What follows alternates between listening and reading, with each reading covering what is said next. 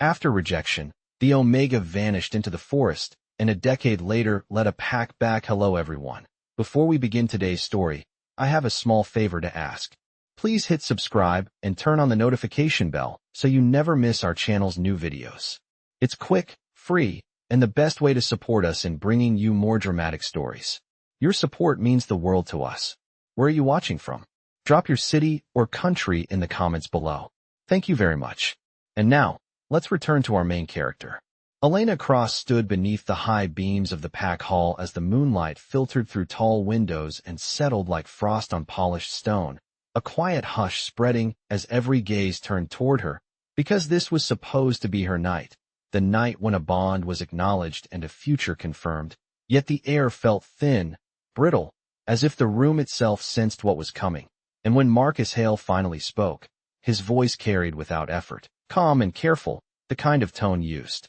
when decisions were already made. And in that moment Elena felt the weight of the words before they reached her, the soft murmur of witnesses, the subtle shift of bodies, the instinctive step back as if space itself needed to widen around her, because rejection, when it comes without cruelty, can still land harder than a shout. And as his sentence ended, the silence afterward pressed in like a held breath, seconds stretching long enough for Elena to register every detail, the faint scent of pine, the distant hoot of an owl beyond the walls, the steady rhythm of her own heartbeat counting out a truth she could not argue with, that she had been measured and found wanting in a place that valued certainty above all else. Yet she did not cry, did not plead, did not lower her head beyond a single respectful incline, because something steady rose inside her, a resolve shaped not by anger but by clarity, and as she turned away, she felt eyes following her steps across the floor,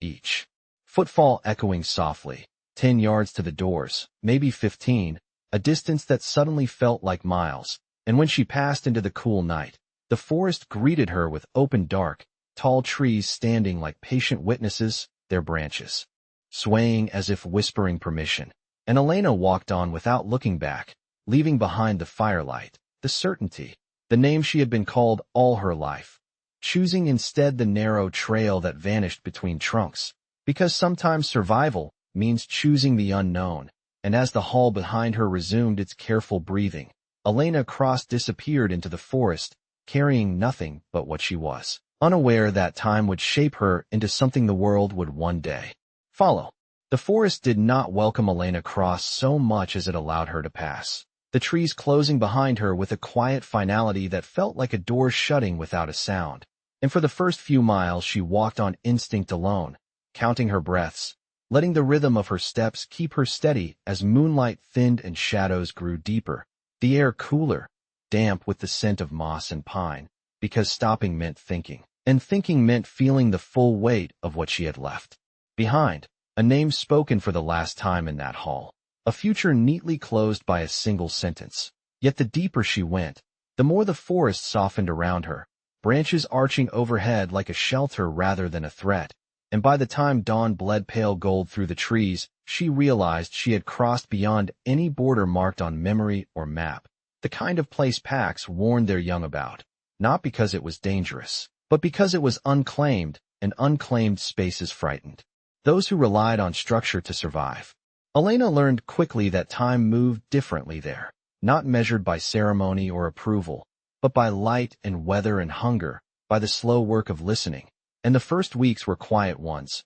filled with long walks, careful choices, and nights spent beneath open sky, wrapped in borrowed warmth from a fire she built herself, her hands steady, her mind sharper than it had ever been, because every decision now belonged to her alone. And though loneliness followed her like a shadow, it did not overwhelm her, instead sharpening her awareness, teaching her the difference between silence and peace. She discovered old trails half swallowed by roots, a creek that curved like a silver thread through stone, and a clearing where the sun lingered longer each afternoon. And there she stayed, not because she had nowhere else to go, but because something inside her settled, a quiet understanding that this was not exile. It was beginning. Days turned into seasons, seasons into years, and Elena changed with them, her movements surer, her presence calmer, learning not how to dominate the land, but how to belong to it, and others came eventually, not in numbers, but one by one. Travelers who had slipped through cracks in their own worlds, rejected not always by words, but by circumstance, and Elena did not ask their reasons, did not demand loyalty or promises. She simply made space, shared what she had learned, and in return, they stayed, because strength recognizes strength even when it wears no crown. Wordless trust grew there, not built on fear or hierarchy, but on consistency, on knowing that when Elena spoke, it was with care, and when she acted, it was with purpose, and though she never called herself a leader, others began to look to her all the same, not for permission, but for direction, for the quiet confidence that came from someone who had survived losing everything and chosen to keep going anyway. Far beyond the forest, the pack she left behind continued as it always had, seasons passing, roles filled, names repeated, but in the deep woods, something new took shape, unseen and unnamed, shaped by patience rather than pride. And as the 10th winter approached, Elena Cross stood at the edge of the clearing she now called home, watching snow settle gently on familiar ground, unaware that the world beyond the trees had begun to whisper her name again, not as the Omega who vanished, but as the woman no one had expected to return. Years did not announce themselves as they passed. They settled quietly into Elena Cross like rings inside a tree, each one leaving its mark without asking permission. And by the time the forest had counted 10 winters since her disappearance, she no longer thought of herself as someone who had run away, but as someone who had arrived, because the clearing she once stood in alone now carried the steady presence of many, not crowded, not loud, but connected by an understanding that did not require explanation. Elena measured time by change rather than memory, by how the creek shifted after heavy rain, by how the group learned to read the sky before storms, by how disagreements were settled with listening instead of dominance. And this way of living shaped them all, slowly, deeply, into something distinct from any pack they had known before. Elena never claimed authority, never demanded loyalty, yet decisions naturally flowed toward her, not because she spoke the loudest, but because she spoke last, and when she did, her words carried the weight of experience rather than ambition, and those who followed her learned that leadership did not always come with raised voices or formal titles. Sometimes it came with the willingness to shoulder responsibility when no one else wanted to. As the group grew, Elena organized not through hierarchy, but through trust, placing people where they were strongest, encouraging cooperation instead of competition, and over time, routines formed, patrol paths mapped by habit rather than command, shared meals that felt earned rather than ceremonial, and in those simple structures, a pack was born, one that had not been declared, but discovered. Far beyond the forest, shifts were happening as well, though Elena did not know it yet. Traditional packs struggled under rigid expectations, younger wolves questioning rules that no longer served them, whispers spreading of a group beyond the border that lived differently, quietly, effectively, and when travelers passed through, they left with stories, not of power taken by force, but of leadership built through steadiness. And those stories carried Elena's name further than she ever intended. When the first formal envoy finally approached the forest edge, cautious, respectful, it marked a turning point not just for Elena, but for the world that had once dismissed her, because rumors had reached even the highest seats of authority, including Alpha King Adrian Blackwood, a ruler known for valuing stability over spectacle, and when reports crossed his council table describing a pack, without an alpha, thriving under the guidance of a former Omega who had vanished years earlier,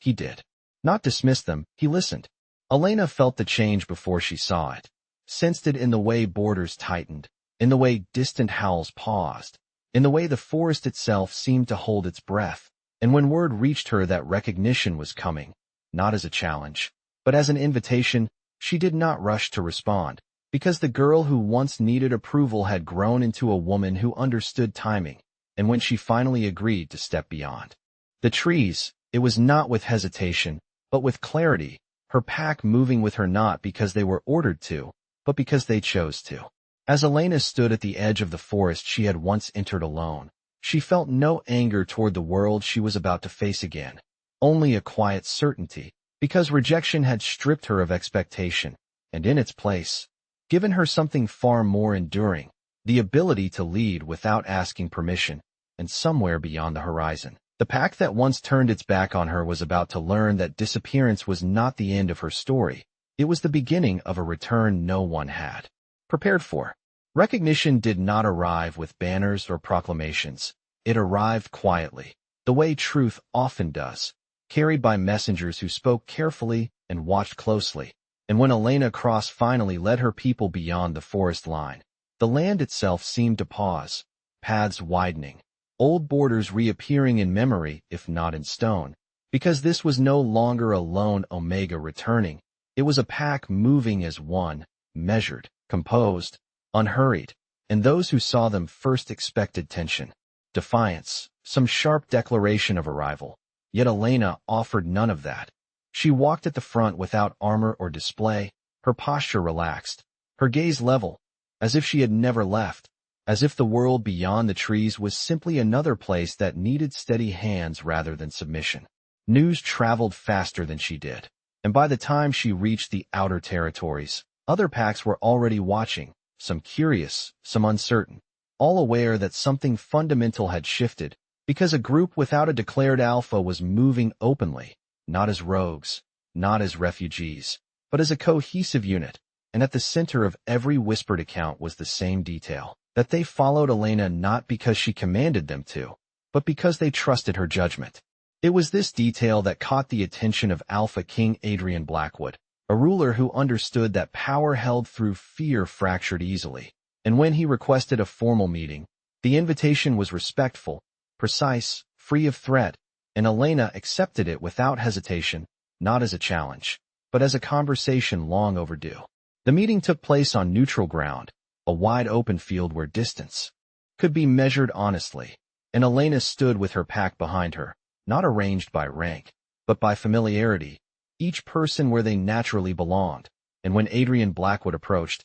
his presence was undeniable, yet he did not dominate the space, he observed, his eyes settling not on Elena's strength, but on her people's calm, the absence of tension, the way they waited without bracing themselves for command. He did not ask her to kneel, did not question her right to lead. Instead, he asked how she had done it, how a group without enforced hierarchy had remained stable for so long. And Elena answered simply, that she listened, that she learned, that she never confused control with care, and in that moment, something shifted between them, a mutual understanding forming without ceremony. Recognition followed not as a gift, but as acknowledgement. Adrian Blackwood declared Elena's pack sovereign within its chosen territory, not under his rule, but alongside it, a rare distinction, one that sent ripples through every established structure, because it set a precedent that leadership could be earned rather than inherited. Elena accepted the recognition with quiet gratitude, not because she needed validation, but because it protected her people, and as the meeting concluded, observers noted what was not said, that the Alpha King did not offer her a title, and she did not request one, because neither of them needed symbols to confirm what was already clear. As Elena led her pack onward, now officially recognized, she felt no triumph, no sense of victory over those who once rejected her, only a calm certainty, because leadership had never been her goal, survival had been, and along the way, she had built something stronger than any title, a pack bound not by fear of loss, but by shared purpose, and somewhere far behind her, the pack hall she once left stood unchanged, unaware that the Omega who vanished into the forest had returned not to reclaim a place, but to redefine what belonging truly meant. The shift in the wider world did not happen overnight. It unfolded slowly, like ice cracking on a river before spring, and Elena Cross felt it long before it reached her directly, sensed it in the way neighboring packs adjusted their routes, in the way messages arrived with more care, more questions, because recognition had consequences, and once her pack was acknowledged as sovereign, it became impossible to ignore the quiet contrast they represented. Traditional packs began to struggle not because Elena challenged them, but because comparison did, younger members asking why authority always had to be inherited, why loyalty had to be enforced, why fear was mistaken for respect, and elders found themselves defending customs that no longer felt as solid as they once had. Elena did not comment on these shifts, did not offer advice unless asked. Understanding that change imposed too quickly often broke more than it fixed, instead she focused inward, strengthening what she had built, refining systems that prioritized cooperation, encouraging shared responsibility, ensuring that no single voice, including her own, outweighed the collective well-being of the group. Her pack grew not through recruitment, but through gravity, drawing those who were tired of proving themselves through dominance, people who wanted stability without submission, and as their numbers increased, so did their visibility, until whispers became discussions, and discussions reached councils that had once dismissed her disappearance as a cautionary tale. In one such council, Marcus Hale sat in silence as reports were read aloud, his name appearing only as a footnote in Elena's past. Yet the impact of that connection weighed heavily on him, because recognition had not only elevated her, it had rewritten the narrative of their shared history, and for the first time since that night in the pack hall, Marcus confronted a truth he had avoided. That rejection had not protected order, it had simply pushed potential beyond his reach. Elena became aware of his interest through indirect channels, subtle inquiries, careful requests for meetings that framed curiosity as diplomacy, but she did not respond immediately,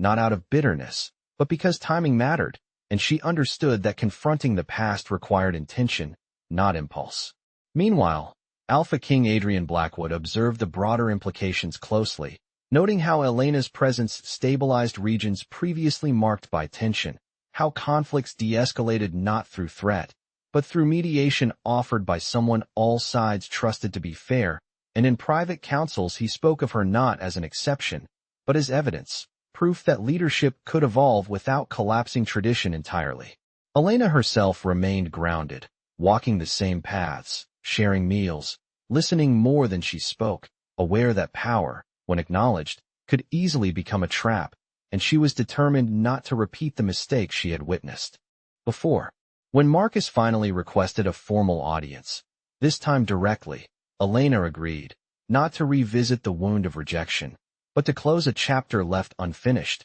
and as the date approached, she felt neither anticipation nor dread, only calm resolve, because the woman preparing to meet him was no longer defined by his decision. On the morning of the meeting, Elena stood with her pack as usual, reviewing plans, sharing responsibilities, nothing ceremonial, nothing altered for the moment ahead, because her strength no longer depended on who acknowledged it. And as she stepped forward to face a past that once dictated her future, she carried with her the quiet certainty of someone who had built something lasting, something no single rejection could ever take away. The meeting with Marcus Hale took place at the edge of neutral ground, a familiar stretch of land Elena Cross had crossed many times since her return, and as she approached, she noted the subtle details without effort, the way he stood slightly apart from his attendants, the stiffness in his posture, the careful neutrality in his expression, because power changes how people carry themselves, and Marcus carried the weight of someone whose authority had begun to feel fragile. He greeted her formally, using her full name, a gesture that might once have felt validating, but now simply registered as polite, and Elena returned the greeting with equal composure, neither warm nor cold, just present, and in that balanced space between them, the past hovered quietly, acknowledged without being invited to dominate the moment. Marcus spoke first, offering explanations that sounded reasonable on the surface, references to tradition, to expectations, to decisions made under pressure, and Elena listened without interruption, not because she owed him that patience, but because listening had become second nature to her, and when he finished, the silence that followed was not heavy, but instructive. She responded not by revisiting the rejection itself, but by describing what had followed, the years spent learning to survive without validation, the slow realization that leadership could exist without approval, and as she spoke, Marcus's attention shifted, not defensive now,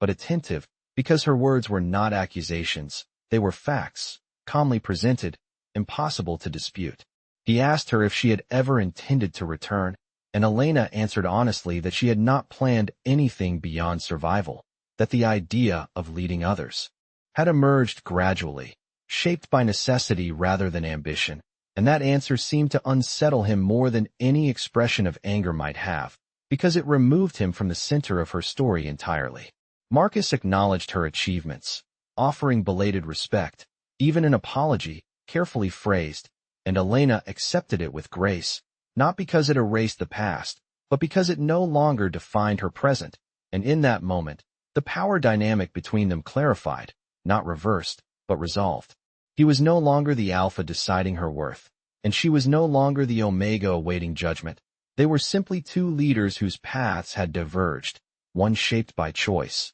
the other by circumstance. As the meeting concluded, Marcus asked what she wanted now, and Elena considered the question briefly before answering that she wanted stability for her people, cooperation where possible, and space to continue building what they had created. And when Marcus agreed to those terms without hesitation, it marked not a victory, but an understanding. News of their meeting traveled quickly, as news always did, but the narrative that spread surprised many, because there was no confrontation, no dramatic reckoning, just a quiet acknowledgement that Elena Cross had outgrown the moment that once defined her. Alpha King Adrian Blackwood noted the outcome with interest, recognizing the strength in restraint, the authority in composure, and as Elena returned to her pack, she carried with her not the satisfaction of being proven right, but the steadiness of someone who no longer needed to be. That night, as she walked familiar paths under open sky, she reflected briefly on how far she had come,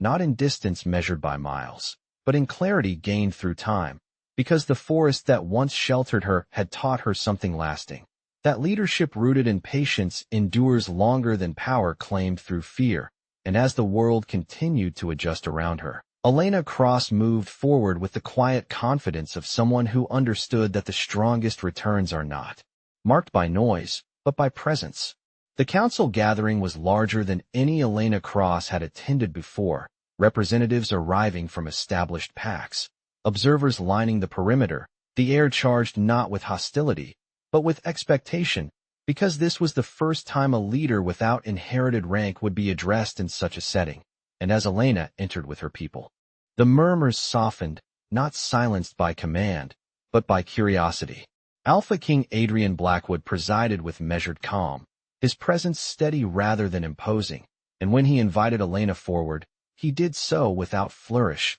signaling that this was not a spectacle, but a reckoning of ideas. Elena stood where indicated, her posture relaxed, her attention outward rather than inward, aware of the many eyes assessing her not for weakness, but for proof, and she understood then that this moment was not about her past, but about what she represented to a world straining against its own limits. Adrian spoke of stability, of regions calmed through cooperation, of conflicts resolved without escalation, and as he outlined these outcomes, it became clear that Elena's influence had already reshaped the map, not through conquest, but through consistency. He asked her to speak, not to defend herself, but to explain her approach, and Elena did not deliver a speech. She described a practice, listening first, placing people where they thrived, holding herself accountable to the same standards as everyone else, and she emphasized that her pack succeeded because responsibility was shared, not centralized.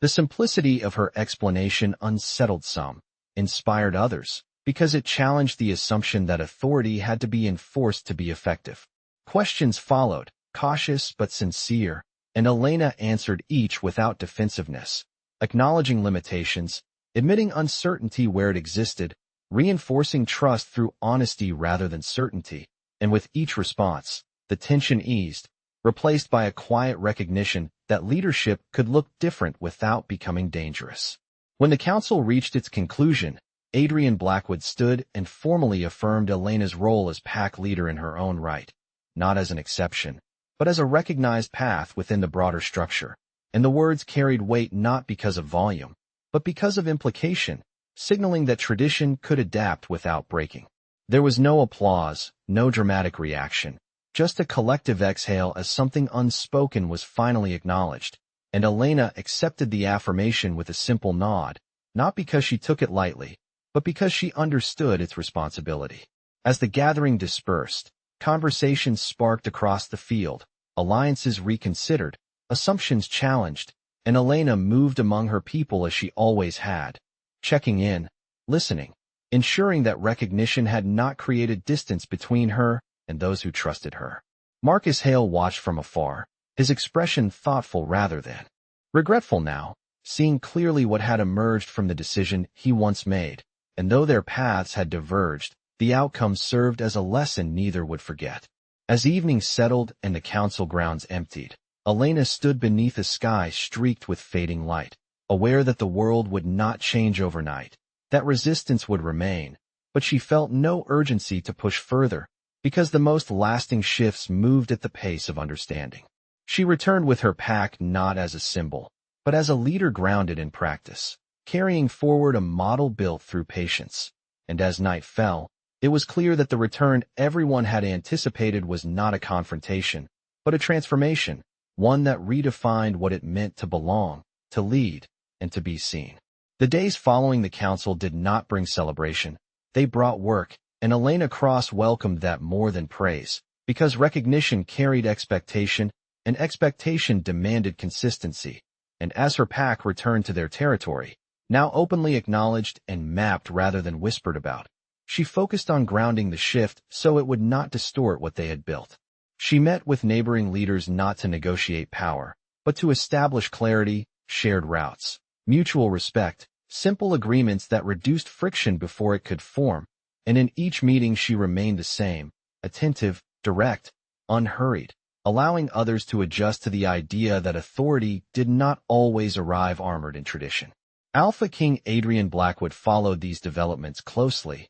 not through reports alone, but through deliberate observation, visiting once without entourage, walking the land Elena protected, speaking with her people individually, noting the absence of fear in their movements, the ease with which they voiced concerns, and afterward he acknowledged privately that what she had created filled a gap long ignored, a space between rigid hierarchy and chaos that many packs had failed to imagine. Elena received his words without ceremony, appreciative but cautious, aware that alignment with power required boundaries, and she articulated those boundaries clearly, affirming cooperation without dependence, partnership without submission, and Adrian accepted them, recognizing that trust could not be commanded without cost. Within her pack, Elena noticed subtle changes as well, pride surfacing, confidence deepening, and she addressed it directly, reminding them that recognition did not make them better than others, only more visible, and visibility demanded accountability,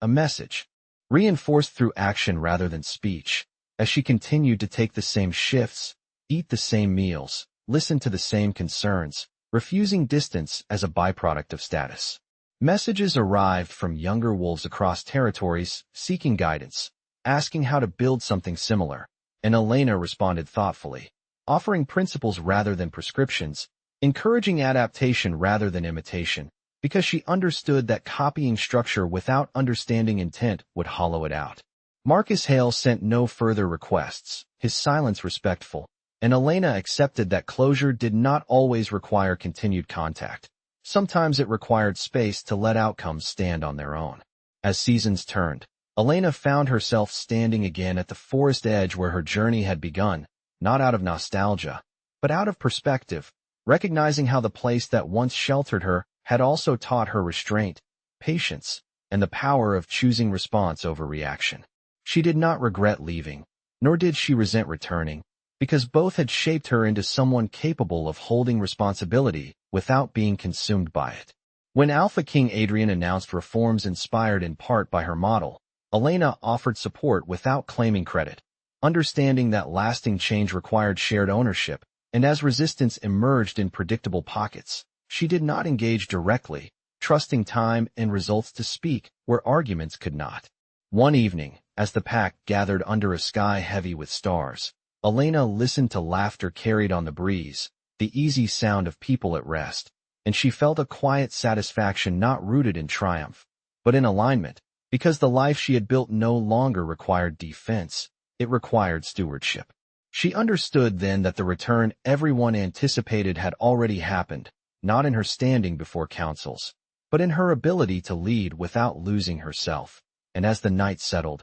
Elena Cross prepared not for the next challenge, but for continuity, knowing that the truest measure of her journey was not how far she had come, but how steadily she would continue forward. The story of Elena Cross did not conclude with declarations or lasting applause. It settled instead into the steady rhythm of days lived with intention, Because endings that matter most often resemble beginnings, quiet, deliberate, and grounded in choice rather than spectacle. And as time continued its patient work, the world adjusted around what she had built. The pack thrived. Not because it was different anymore, but because it was dependable, a place where roles were clear without being rigid, where strength was measured by contribution rather than dominance. And Elena moved through it as she always had, observant, engaged, present, aware that leadership was not something one completed, but something one practiced daily. Travelers passed through more frequently now, some staying briefly, others choosing to remain, and Elena greeted each with the same openness she once extended when she had nothing to offer but understanding, because she remembered what it meant to arrive with uncertainty and leave with purpose. Alpha King Adrian Blackwood remained an ally, not a patron, respecting the autonomy she guarded so carefully, and together they navigated challenges that arose as old systems met new realities, their cooperation marked by restraint and mutual regard rather than control. Marcus Hale faded gradually from relevance, not erased, but contextualized, his role a reminder that single decisions could ripple outward in ways never intended, and Elena held no resentment for him, understanding that growth did not require forgiveness as a performance, only peace as a practice. One evening, as the sun dipped low and cast long shadows across familiar ground, Elena stood among her people and listened to the sounds that had once been foreign to her: ease, laughter, quiet confidence, and she reflected on the journey that had brought her there, not as a sequence of trials overcome, but as a transformation shaped by patience, resilience, and the courage to move forward without guarantees. She remembered the night she walked into the forest alone, carrying rejection like a weight she thought might break her, and she recognized now that it had instead cleared space for something more honest to grow, a life defined not by who accepted her, but by who she chose to become. As stars emerged overhead, steady and unchanged, Elena understood that her story would continue long after she was no longer the center of it, carried forward by those she had guided and empowered, by systems that valued balance over force, by a legacy not inscribed in stone, but lived daily through action. She did not seek to be remembered as the Omega who returned, or the leader who challenged tradition, but simply as someone who listened when it mattered and acted when it counted,